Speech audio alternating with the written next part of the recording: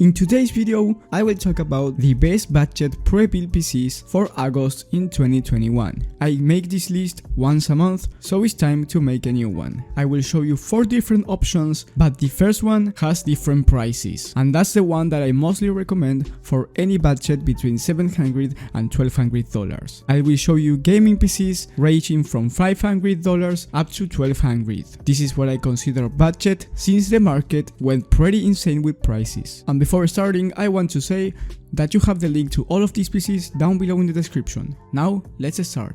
With the first PC, we have a $500 gaming pre-built from Newegg. This one is the MXZ Gaming PC, and it has the i3-10100F, a GT 1030, 8GB of RAM, and 240GB of SSD. I think this is a really decent gaming PC to start, but in my opinion, I recommend you trying to extend your budget as much as you can. But if you can't go up to even $650, this is a really decent option. Here you will need to upgrade the storage since it only comes with 240GB of SSD, so I recommend you upgrading it with 1TB of hard drive, and I recommend you upgrading the RAM too to play video games like Fortnite, where the RAM is a big factor. If you upgrade both, you will be having much more space for your games, and you will be able to run some competitive games even at 144 FPS average like CSGO. So if you want to do some light gaming and you have a really tight budget, this one might be for you. Next, we have the CyberpowerPC Gaming PC. This one has the AMD Ryzen 3 3100 and the GT 1030. Really similar to the Newegg one, but this one has 2TB of hard drive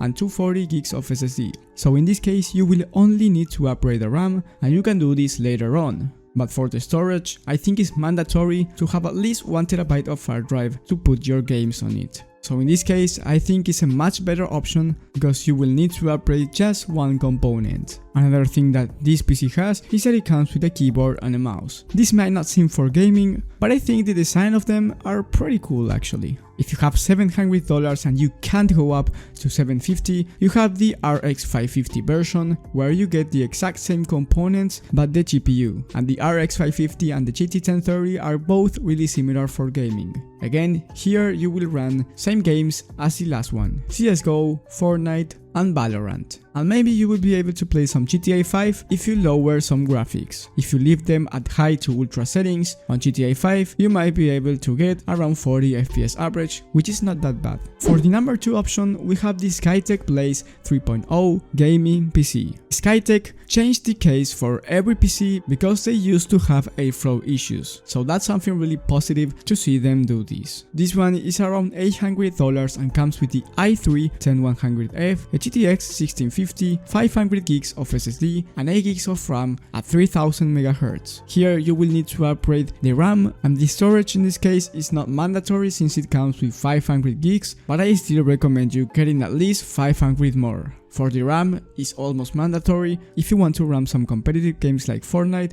at 144 FPS average on this case. Really nice PC overall, but I think the number 1 is much better for a cheaper price. And by that, I'm talking about the latest HP Pavilion gaming desktop. This one is just $800 and comes with the GTX 1650 Super and the i5 11400. You will need to upgrade the RAM and storage, but what I like about this is that if you buy it from their website, you can customize it from there. I will leave both links to their website and Amazon, but I highly recommend it to buy it from their website because it has a better CPU and you can customize the components from there. Another thing I like about this PC is that it has 2 sticks of 4GB of RAM. That means that it's not a single channel memory, so performance will be better and will be less laggy if you stick with 8GB of RAM. But again, I don't recommend this. I recommend you going to their website, clicking on customize and buy, and then putting 16GB of RAM and 1TB of hard drive. The total will be $950. But if you have even a higher budget like $1100 or $1200, you can even change the CPU and GPU. But if you end up upgrading the CPU and GPU, you will also need to upgrade the power supply, which you can do it as well from their website. I will get this PC for the end of August because I already talked to HP, and I will bring you guys a full in-depth video about this PC in a month. So if you are not convinced yet on buying this PC,